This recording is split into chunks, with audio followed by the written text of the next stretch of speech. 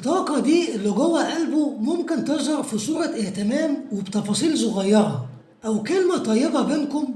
كل حاجة صغيرة بيعملها ليك هي رسالة حب صافية، وبتقولك يا حوت إنك مهم ليه أكتر من أي حاجة تانية. أحيانا ممكن تحس إنه محتاج يثبت نفسه ليك قبل ما يفتح قلبه بالكامل، وده مش عيب، ده جزء من طبيعة قلبه الحساسة والعاطفية. هو حابب تكون العلاقة قوية ومستقرة وصادقة، وكل حاجة بيعملها بتركيز على الحب الحقيقي بينكم.